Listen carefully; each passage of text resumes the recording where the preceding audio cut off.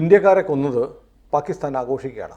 Pakistan high commission ഡൽഹിയിൽ ഇന്ന് രാവിലെ അവർ കേക്ക് മുറിച്ച് പഹൽഗാമിൽ നടന്ന ഈ ഭീകരവാദി ആക്രമണത്തിൽ കൊല്ലപ്പെട്ടവരുടെ മരണത്തെ ആഘോഷിച്ചു എന്നാണ് വാർത്തകൾ പുറത്തു വരുന്നത്. മാധ്യമങ്ങളാണ് കണ്ടത്.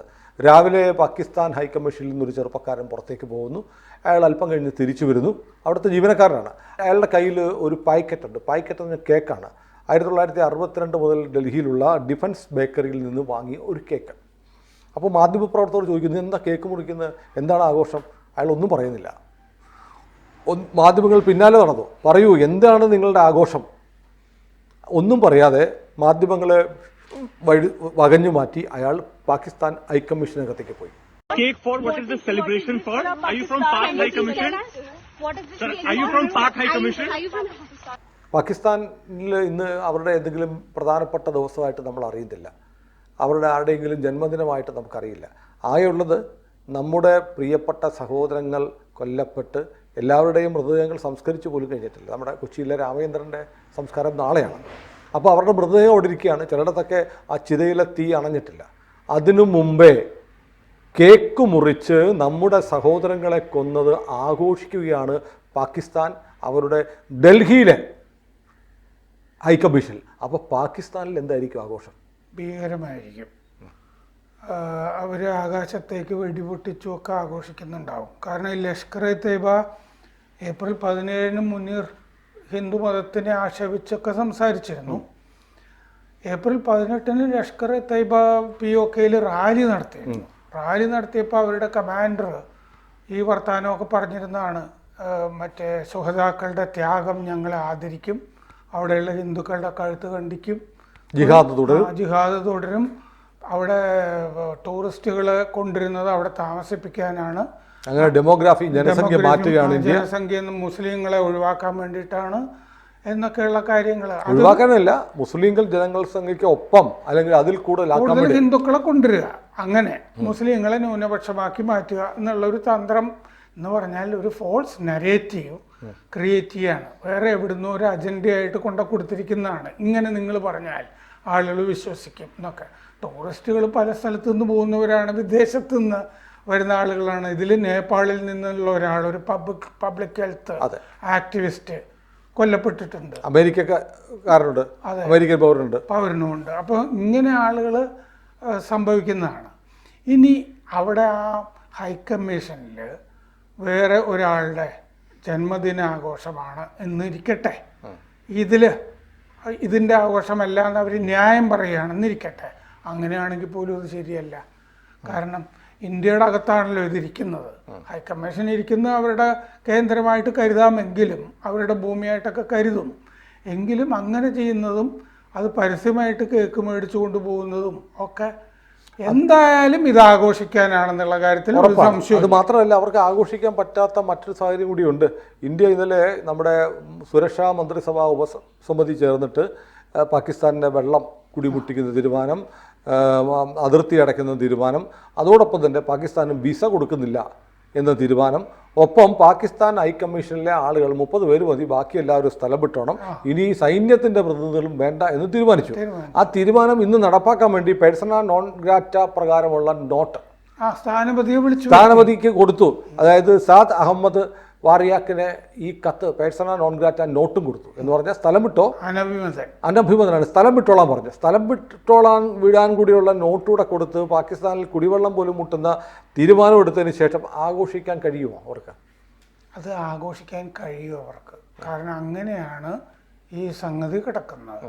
കാരണം ഈ ഹൂറികളെ കാണാൻ പോകുന്ന കുറേ ആളുകൾ ഈ കൂട്ടത്തിലുണ്ടല്ലോ, ചാവേറുകളായിട്ട്. ഇത്രയും കാഫറുകളെ കൊന്നപ്പോഴത്തേക്ക് സ്വർഗം ഉറപ്പായി. വലിയ സംഭവമാണ് ഈ ചെയ്തിരിക്കുന്നത്. കാരണം അജ്ഞാതൻ എന്ന് പറഞ്ഞ ആൾ പോയി ഓരോരുത്തരെയൊക്കെ അല്ലേ തട്ടുന്നുള്ളൂ. ഇത് കൂട്ടക്കൊലയാണല്ലോ, അത് അവരുടെ ഒരു രീതിയുമാണ്. പിന്നെ കലിമ, ഇതിൻ്റെ അകത്ത് മതമൊന്നുമില്ല എന്നൊക്കെയാണ് ഇപ്പോൾ വാദം. ഇത് മുഴുവൻ അടിസ്ഥാനത്തിൽ തന്നെയാണ്. നമ്മുടെ കേരളത്തിലെ മാധ്യമങ്ങൾക്ക് അതൊന്നും പറയാൻ എന്തൊരു ബുദ്ധിമുട്ടാണെന്നറിയോ? ഒന്നാമത് മതാടിസ്ഥാനത്തിലാണ് വിഭജിച്ചിരിക്കുന്നത് രാജ്യം. അങ്ങനെയാണെങ്കിൽ അത് മുസ്ലിങ്ങളുടെ രാഷ്ട്രവും ഇന്ത്യ ഹിന്ദുക്കളുടെ രാഷ്ട്രവുമാണെന്നേ ഇത് പറയാൻ എന്താ ബുദ്ധിമുട്ട്? ദ്വിരാഷ്ട്രവാദം മതത്തിൻ്റെ അടിസ്ഥാനത്തിൽ വന്നതാണല്ലോ. ജിന്ന ആ അടിസ്ഥാനത്തിൽ തന്നെയാണ് ആ വാദം കൊണ്ടുവന്നതും.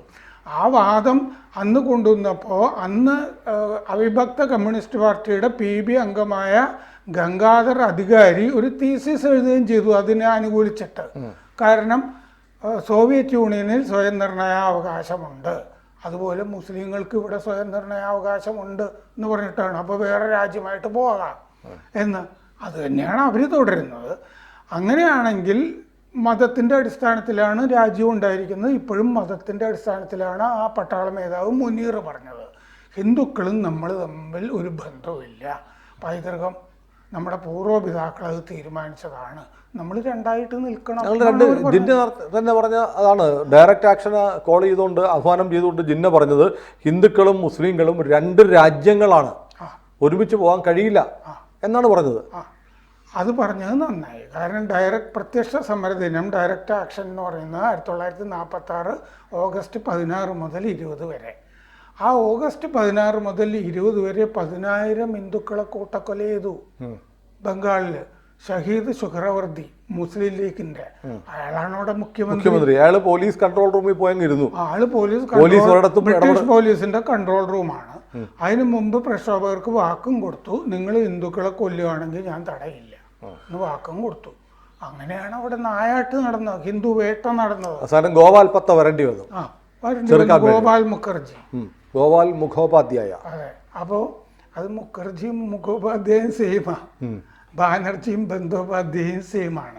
അങ്ങനെയാണ്. ഇംഗ്ലീഷിലേക്ക് എടുക്കുമ്പോഴാണ് മറ്റേ ജി വരുന്നത്.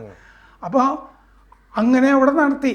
പ്രതിരോധം ഹിന്ദുക്കളുടെ വന്നപ്പോൾ ബംഗാൾ പാകിസ്ഥാനിലേക്ക് പോകാൻ പറ്റില്ല, കൽക്കട്ടയും പാകിസ്ഥാനിലേക്ക് പോകാൻ പറ്റില്ല എന്നുള്ള അവസ്ഥ വന്നു അവിടെ, ഈ ഗോപാൽ പത്തയുടെ പ്രതിരോധം കാരണം. അപ്പോൾ ഇത് പണ്ടേ ഉള്ളതാണ് ഈ ഹിന്ദു വേട്ട എന്ന് പറയുന്നത്. പഹൽഗാമിലത്തത് പല ഹിന്ദു വേട്ടകളിൽ ഇല്ലേ.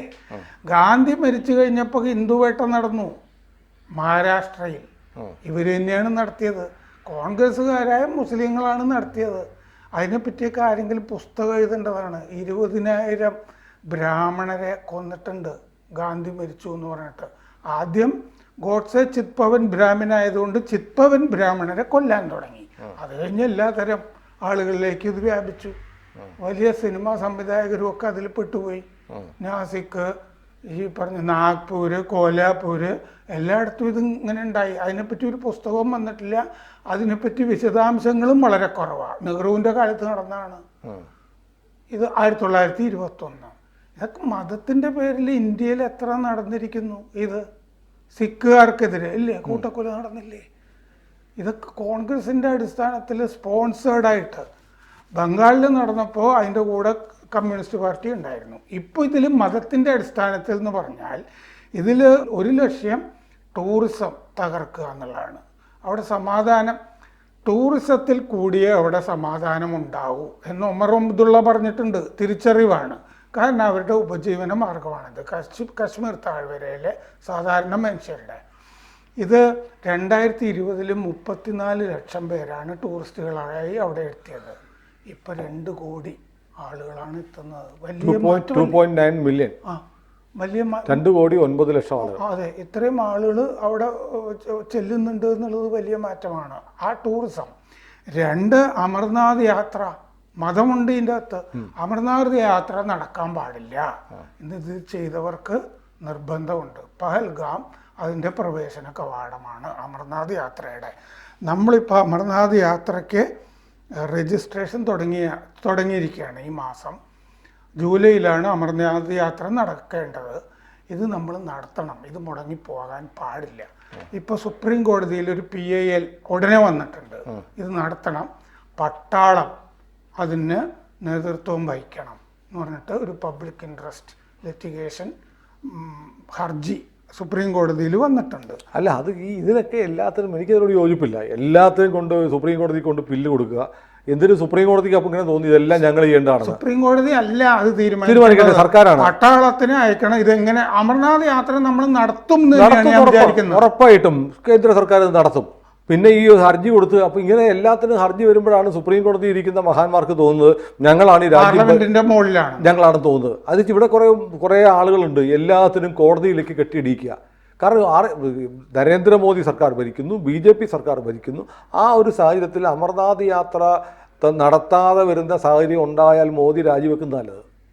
അധികാരത്തിൽ ഇരുന്നിട്ട് കാര്യമില്ല. നമ്മളിത് മുംബൈ സ്ഫോടനത്തിൽ നിന്നൊക്കെ നമ്മൾ എത്ര പെട്ടെന്ന് ഒരാഴ്ച കൊണ്ടൊക്കെ റിക്കവർ ചെയ്ത്. അതെ ഇത് ഞാനും പറയുന്നത് എന്താന്ന് വെച്ച് കഴിഞ്ഞാൽ ഇപ്പൊ ഇത് നടന്നല്ലോ, ഇനി ടൂറിസ്റ്റുകൾക്ക് പോകാൻ എന്താ പ്രയാസം? ഇത് ഇതോടുകൂടി തീർന്നില്ല. ഒരാഴ്ച കഴിയുമ്പോഴത്തേക്ക് സംഗതിയൊക്കെ റെഡിയായി വീണ്ടും പഴയ പോലെ ടൂറിസ്റ്റുകൾ പോകണം. ഇത് നമ്മൾ ഈ പറഞ്ഞ പോലെ ഈ കഴിഞ്ഞ 2024 നമ്മൾ 144 ഭീകരന്മാരെയാണ് കൊന്നത്. അതിർത്തി കടന്നു വന്നവരെ വെടിവെച്ചു കൊന്നു. അപ്പം 144 പേരെ കൊല്ലം നമ്മുടെ കുറേ ജവാന്മാരുടെ ജീവൻ നമുക്ക് പോയിട്ടുണ്ട്. ഉദ്ധംപൂരിൽ ഒരു ജവാൻ കൊല്ലപ്പെട്ടിട്ടുണ്ട്. അപ്പം നമ്മൾ ജീവൻ കൊടുത്തും നമ്മൾ ഭീകരാക്രമണങ്ങളെ ചെറുക്കുന്നുണ്ട്. ചിലപ്പോൾ ഈ 100% ഫുൾ പ്രൂഫായിട്ട് ഒരു കാര്യവും ലോകത്ത് നടക്കാറില്ല. ചിലപ്പോൾ ചിലയിടത്ത് ചില പിശകുകളുണ്ടാവും. ഈ വർഷം ഇപ്പോൾ കിട്ടുന്ന വാർത്തകൾ, ഇപ്പോൾ അവിടെ ആക്രമണം നടത്തിയ ആളുകൾ കുറേ കാലമായി അവിടെ താമസിക്കുമായിരുന്നു. അത് നുഴഞ്ഞു കയറിയതല്ല. കാരണം ഈ 4 പേരുടെ ചിത്രത്തില് ഒരാൾ അതിലില്ല, കൊല്ലപ്പെട്ടു. അയാൾ കഴിഞ്ഞ ഡിസംബറിൽ കൊല്ലപ്പെട്ടാണ്. അയാളുടെ മൊബൈൽ ഫോണിൽ ഉണ്ടായിരുന്നാണ് ആ 4 പേരുടെ ചിത്രം. അപ്പൊ കുറെ കാലമായിട്ട് അവിടെ ഉണ്ട്. ആ സവാൺമാർഗില് ഒരു ടണൽ ആക്രമിച്ചിരുന്നു അവര് കാത്തിരുന്ന് ഒരു അവസരം വരാൻ കാത്തിരുന്നതാണ്. ഇന്നലെയോ മിനിഞ്ഞാന്നോ ഇത് തൊട്ടു മുമ്പ് നുഴഞ്ഞു കയറിയതല്ല. പ്രാദേശികമായ സഹായവും കിട്ടിയിട്ടുണ്ട്. പിന്നെ പഹൽഗാമില് 1995 6 വിദേശ ടൂറിസ്റ്റുകളെ റാഞ്ചി കൊണ്ടുപോയിട്ടുണ്ട് ഇയാളെ മോചിപ്പിക്കാൻ വേണ്ടി, ലഷ്കറിന്റെ നേതാവിനെ. ഈ ബേസ് ക്യാമ്പിൽ തന്നെ അമർനാഥിന്റെ 2000 ആക്രമണം നടന്ന് 30 പേര് കൊല്ലപ്പെട്ടിട്ടുണ്ട്, 60 പേർക്ക് പരിക്ക്.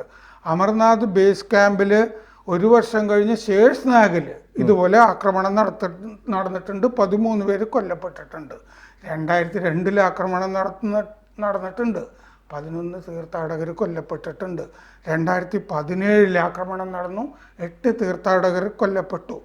അമർനാഥിൽ നിന്നും മടങ്ങുന്നവരാണ്. ഈ അമർനാഥ് എന്നുള്ളത് ഞാൻ പറയുന്നത് എപ്പോഴും ഇവരുടെ അമർനാഥ് യാത്ര തടസ്സപ്പെടുത്തുക. കാരണം ഒരു മുസ്ലിം ഭൂരിപക്ഷമുള്ള പാകിസ്ഥാൻ്റെ ഭാഗമാണോ എന്ന് അവർ ആഗ്രഹിക്കുന്ന ഒരു സ്ഥലത്ത് ഹിന്ദുക്കളുടെ ഒരു തീർത്ഥാടന കേന്ദ്രം ഇരിക്കുന്നു, അവിടെ ആളുകൾ വരുന്നതിന് വലിയ ഷിർക്കാണ്.